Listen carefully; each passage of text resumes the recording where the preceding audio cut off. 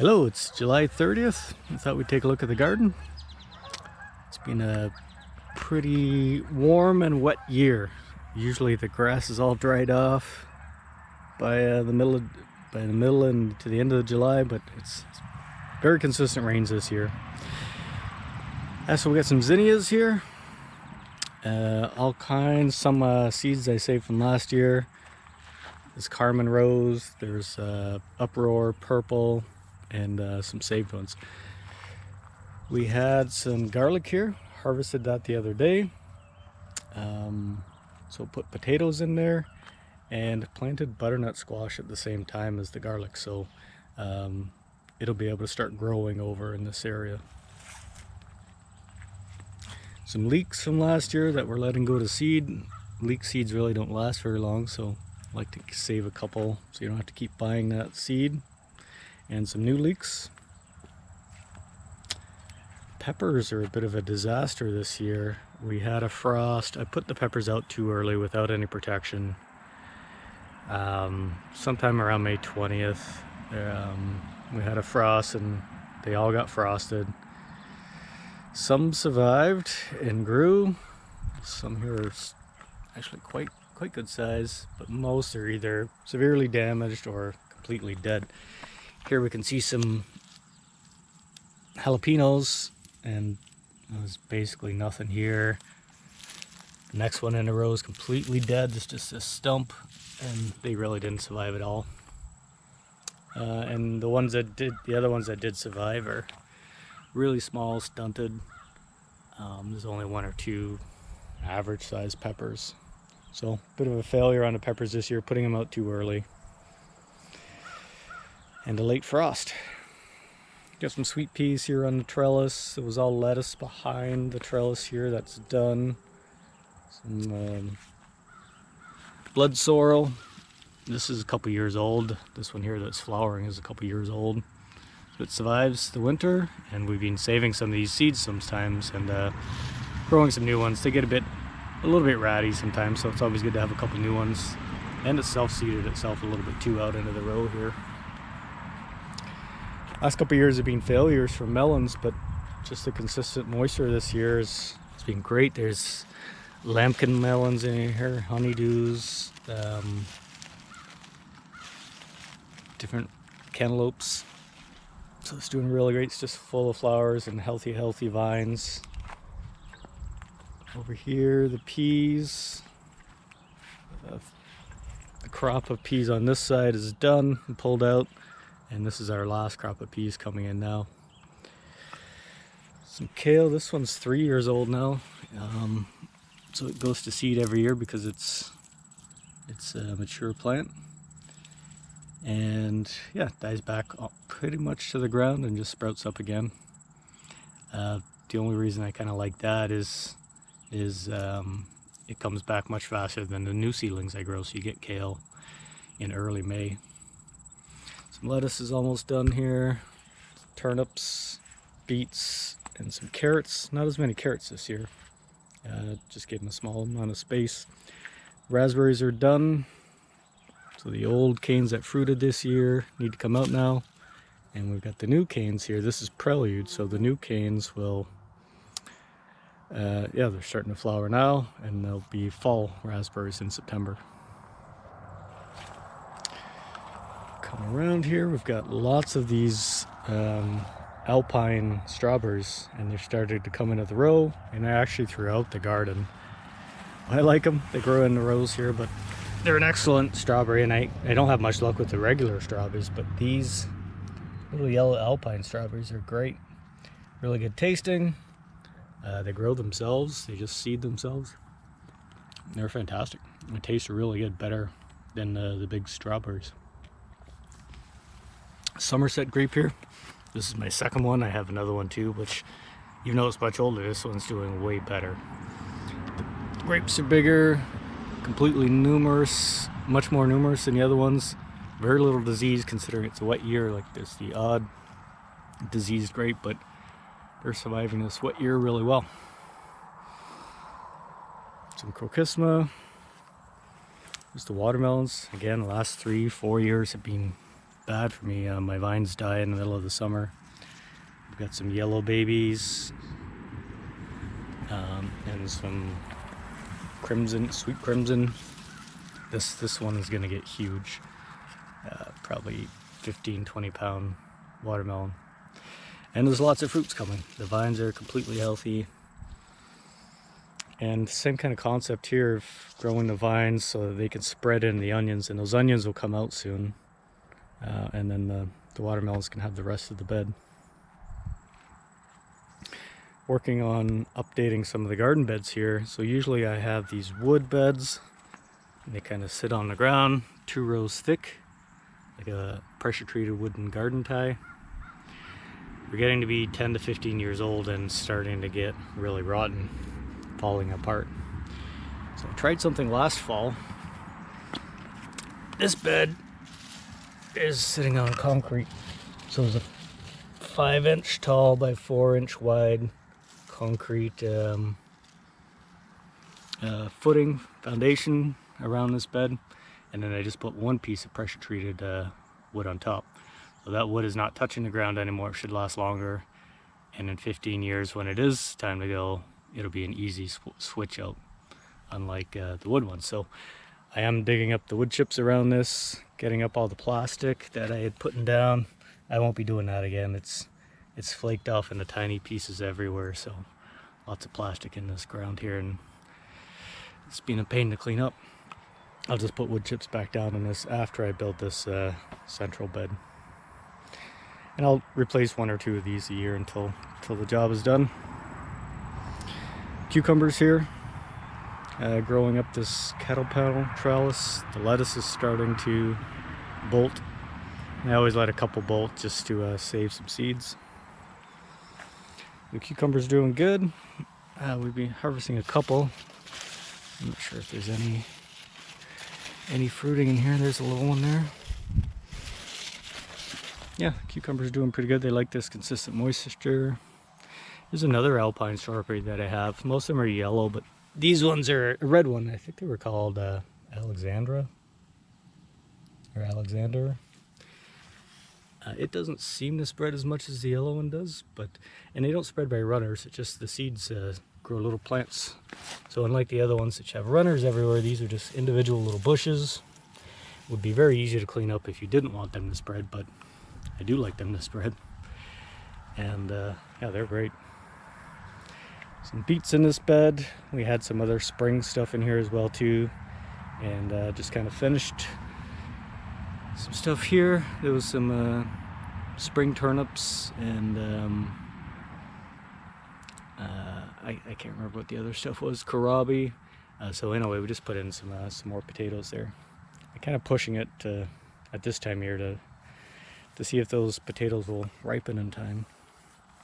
The tomato bed had the same problem with the peppers. That spring frost, late frost for us, knocked the tomatoes back, and some of them got knocked all the way back to the ground. So like this tomato here, it's tiny. It should be twice that height this time of year. Whereas some did okay. Like they should all be bigger than they are, but this one's already 6 feet tall, over 6 feet tall, and it does have fruits, but it would normally be bigger as well too, so they all kind of got knocked back a little bit. One tomatillo in here. It's doing nice and healthy. The sweet peas kind of grow up in between the stuff. A couple more peppers here. Queen limey orange zinnias. So this crop of sugar snap peas has come out. We just harvested, actually. It was my first one. The pods had dried out, so we harvest those and grow them, plant those seeds again now, and just use those as pea tips for greens.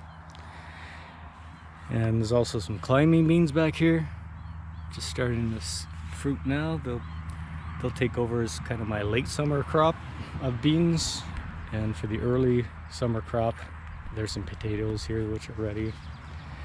But the early crop of beans are these bush beans, so they're almost done now.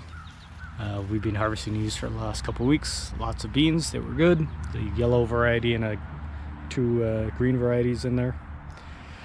So they are kind of our early July harvest. And these ones are a bit too big already. They've gotten too big, missed in the harvest. These are our early ones, and then the climbing beans will ripen later, so we'll have some beans for August there. Raspberry bed here is pretty much done the summer crop, and we'll be looking for a fall crop soon. Blackberries are coming on. This is Balzor's hardy. It's a bit unruly. It does spread underground by roots. It's continuously popping up in this bed on the other side.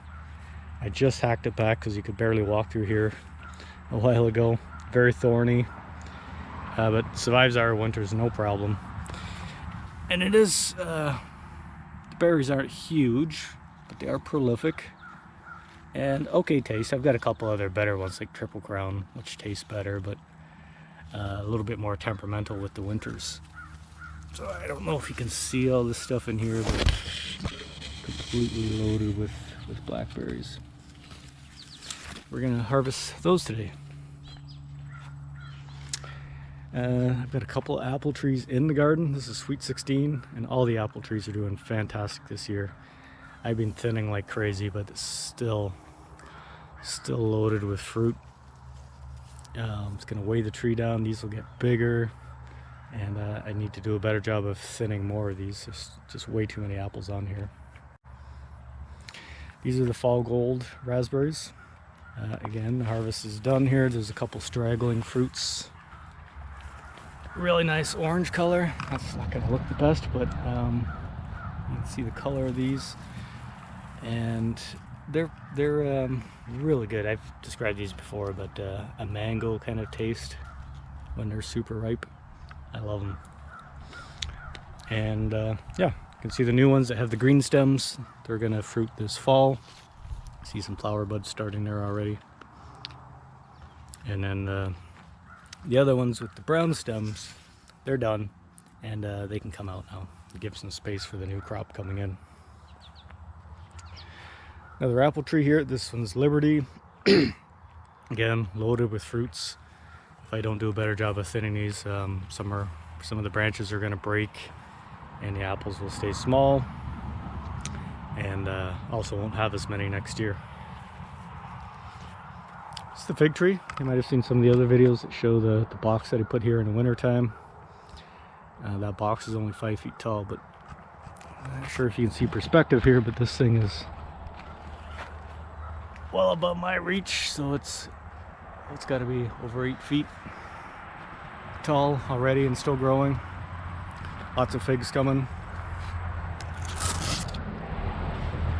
And yeah, I think the moisture's been good for it. Maybe not as much heat as some years, so maybe the fruit will be a little bit slower.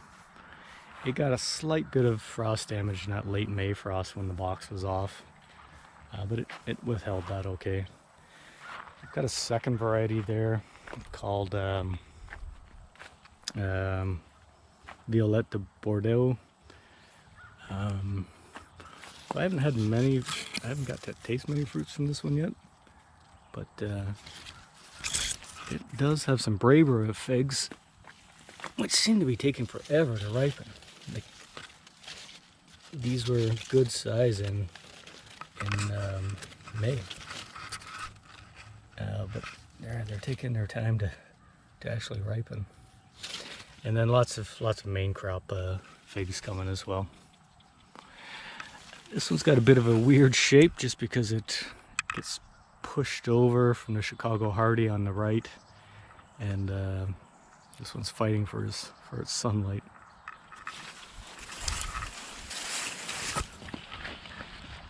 This is a new crop for me. A co-worker of my wife's gave us these seeds. They're 4 o'clocks. That's a nice little plant there, and it's doing well in this spot. Another apple tree, dwarf apple tree. This is Williams Pride. These apples get huge, and they will be my first apple that's ripe. They'll double this size, and they'll be ready probably the third week of August. They're already starting to get red, and again, too many fruits. I have to thin those out more. Blueberries, it's been an okay crop this year. Some flowers here. This is a first for me. I've had this pink lemonade bush, which is a southern high bush blueberry, and so it doesn't love our winters, and often I lose kind of my fruiting buds for the winter. Last year I put one of those rose styrofoam huts over top of this with a rock on it, and we had a fairly mild winter. The styrofoam cone got covered by snow, so it was well insulated, and yeah, the fruiting buds survived, and we're actually gonna get some blueberries this year after, yeah, it's got to be 6 or 7 years old, this bush. It's been eaten by rabbits a couple times, so it's had a tough go, but finally gonna fruit.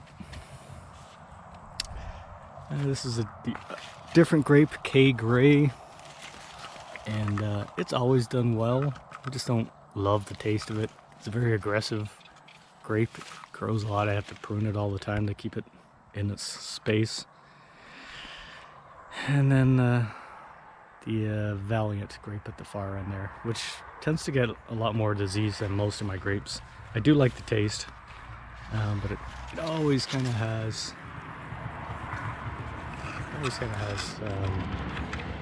fungal problems and rot problems. And we always get some grapes, but a lot of them do get diseased as well. This is a new blackberry for me.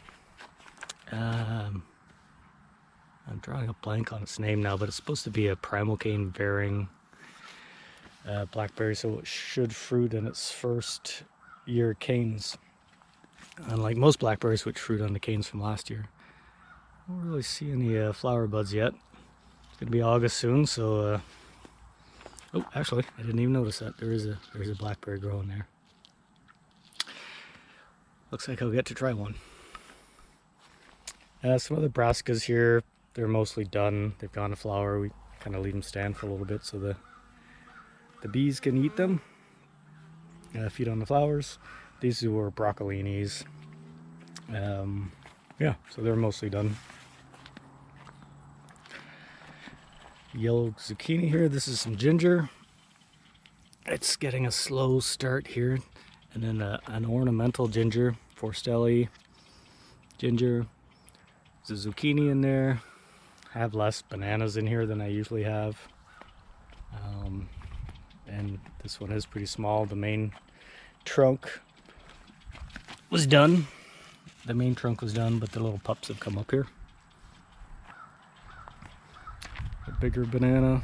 These are the Japanese fiber bananas. This is new this year too. It's plum-cot peach. Like flavor supreme if I remember. They're only hardy to zone 6, which is more zone 5 at least here. So this one's in a pot, and I'm actually going to put it in that box with the figs to overwinter inside that box. We'll try that. This is our tropical garden bed. There's a little pond in here. Some lilies. Water lilies are starting to flower. It was more open this morning. And some colocaceas, pineapple lilies, frangipanis, cannas. Our lime tree, which was flowering yesterday. Don't see any on it right now. And yeah, just one more bed that I'll show. Oh, here's the cherry bushes. They've gotten quite big now. That's some of those shoots got to be 10 feet tall, and they were billed as saying fairly small, but they have gotten big. I just pruned them back yesterday quite a lot so the air could come underneath and flow through this. It was quite bushy before and coming out into the pathway here. They did fruit this year. There's actually a couple stragglers I saw yesterday. Yeah, so these usually are the beginning of July, so there's a couple cherries left in here. These are sour cherries. But they do taste good and great for pies and stuff like that. But it is a fairly unruly plant. Like they've been popping up everywhere here. These are all suckers that, and they're coming throughout the garden. You gotta continually pull them out. Otherwise it would take over this whole space. Eucalyptus here, grow one every year. Silver dollar and a dahlia.